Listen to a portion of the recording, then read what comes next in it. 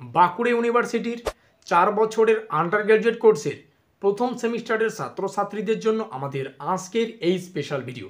কারণ আজকের এই ভিডিওটিতে আমরা মাইনর কোর্সের অন্তর্গত বাংলার সিলেবাস সম্পর্কে বিস্তারিত আলোচনা করব।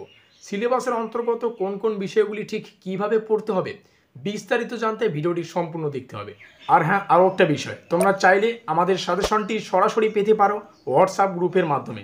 হোয়াটসঅ্যাপ গ্রুপের লিঙ্ক ডেসক্রিপশন বক্সে রয়েছে, তোমরা চাইলে আমাদের হোয়াটসঅ্যাপ গ্রুপে কিন্তু যুক্ত হতে পারো। তো যাই হোক, শুরু করছি আমাদের আজকের এই স্পেশাল ভিডিও। এই হচ্ছে আমাদের সম্পূর্ণ সিলেবাস।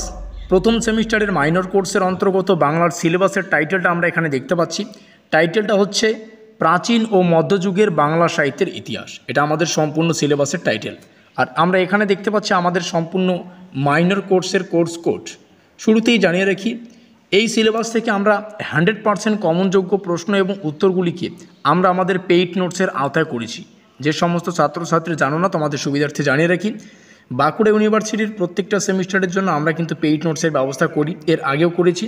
আর আমাদের পেইড নোটস থেকে এর আগেও কিন্তু ছাত্রছাত্রীরা সাফল্য পেয়েছে। তো তোমরা যদি কেউ আমাদের পেইড নোটস নিয়ে পড়াশোনা করতে চাও, স্ক্রিনে দেওয়া নম্বর থেকে আমাদের সাথে যোগাযোগ করতে পারো, যেখানে সম্পূর্ণ সিলেবাস থেকে 100% কমনযোগ্য প্রশ্ন এবং উত্তরগুলিকে আমরা কিন্তু রেখেছি। এবার অনেক এরকম আজব ছাত্রছাত্রী আছে যারা এখন কমেন্টে কমেন্ট করবে, এত 100% করছেন, পরীক্ষার প্রশ্নপত্রটিকে আপনি তৈরি করবেন। তাদের উদ্দেশ্যে জানিয়ে রাখি, বাঁকুড়া ইউনিভার্সিটির প্রত্যেকটা সেমিস্টারের জন্য যেমনটা শুরুতেই বললাম, আমরা পেইড নোটসের ব্যবস্থা করে থাকি। এর আগেও কিন্তু আমরা পেইড নোটসের ব্যবস্থা করেছি। এর আগেও ছাত্রছাত্রীরা আমাদের পেইড নোটস থেকে কিন্তু সাফল্য পেয়েছে, আশা করি বোঝা গেল।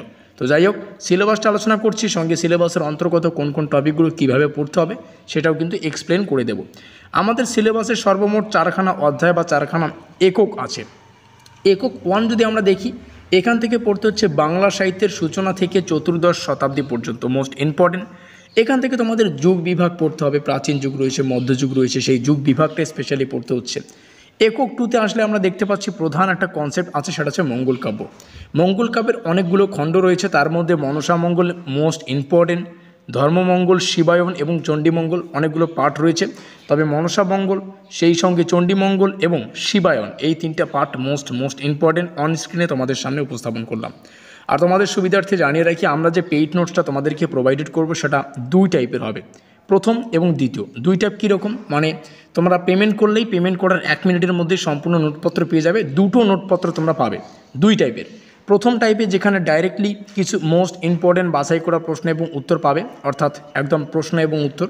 আর দ্বিতীয় যে নোটসটা পাবে সেটা হচ্ছে টপিক ওয়াইজ, অর্থাৎ সিলেবাসের অন্তর্গত একদম টপিক, মানে সম্পূর্ণ সিলেবাস থেকে কোন কোন পড়তে হবে সেগুলো আমরা এখানে আলোচনা করেছি। দ্বিতীয় নোটটা পেমেন্ট করলে 2টো নোটেরই মানে একই ক্রয় মূল্য, ঠিক আছে, 2টো নোটের দাম তোমাদের দিতে হবে না। একটা নোটের দাম দিলেই কিন্তু তোমরা সম্পূর্ণ নোটপত্র পেয়ে যাবে। আশা করি বোঝা গেল। তোমরা মাইনর কোর্সে 2টো নোট পাচ্ছ, একটা নোটে বা একটা পিডিএফ ফাইলে তোমরা সম্পূর্ণ সিলেবাস থেকে যেগুলো মোস্ট ইম্পর্টেন্ট সেগুলো পেয়ে যাবে। আর একটা পিডিএফ ফাইলে যারা থিওরি টাইপের পড়তে ভালোবাসো, কনসেপচুয়াল পড়তে ভালোবাসো, কারণ এই যে মঙ্গল কাব্য, এখানে অনেক কনসেপ্ট আছে, কনসেপ্ট না বুঝলে কিন্তু উত্তর দিতে অসুবিধা হবে। তোমরা ইম্পর্টেন্টও পড়বে, সেই সঙ্গে কনসেপচুয়ালও কিন্তু পড়বে। তো 2টো টাইপের কিন্তু নোট তোমরা পেয়ে যাচ্ছ, আশা করি বোঝা গেল। সিলেবাসের অন্তর্গত 3য় ইউনিট, আমাদের যোগাযোগ নম্বর তোমরা স্ক্রিনে দেখতে পাচ্ছ, অবশ্যই যোগাযোগ করে নিয়ে নাও। 1 থেকে 1.5 মাস তোমরা যদি একটু সকাল সন্ধ্যা সময় নিয়ে পড়ো, সম্পূর্ণ সিলেবাস থেকে যতগুলো প্রশ্ন পড়তে হবে সেগুলো তোমাদের ক্লিয়ার হয়ে যাবে। তারপরে বাকি যে সময়গুলো থাকবে সেগুলো একটু প্র্যাকটিস করে নিও, বোঝা গেল। পরবর্তী টপিক বৈষ্ণব সাহিত্য। বৈষ্ণব সাহিত্যের মধ্যে চৈতন্য জীবনী এবং পদাবলী পড়তে হচ্ছে।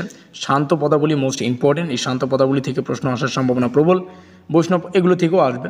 এবং সর্বশেষে আমাদের সিলেবাসের অন্তর্গত অনুসারী সাহিত্য। অনুসারী সাহিত্যের মধ্যে রামায়ণ রয়েছে, মহাভারত রয়েছে, ভাগবত এবং রোমান্টিক প্রণয়োপাখ্যান রয়েছে। তো এই হচ্ছে আমাদের সম্পূর্ণ সিলেবাস এবং আমাদের পেইড নোট সংক্রান্ত ধারণা। আর পেইড নোটস নিয়ে যদি বিস্তারিত জানতে চাও, তাহলে আমাদের স্ক্রিনে দেওয়া নম্বর থেকে আমাদের সাথে যোগাযোগ করতে পারো। তো যাই হোক, ভিডিওটি ভালো লাগলে অবশ্যই লাইক করে দিও, বন্ধুদের কাছে শেয়ার করে দিও। আমাদের আজকের এই স্পেশাল ভিডিওটি এই পর্যন্তই।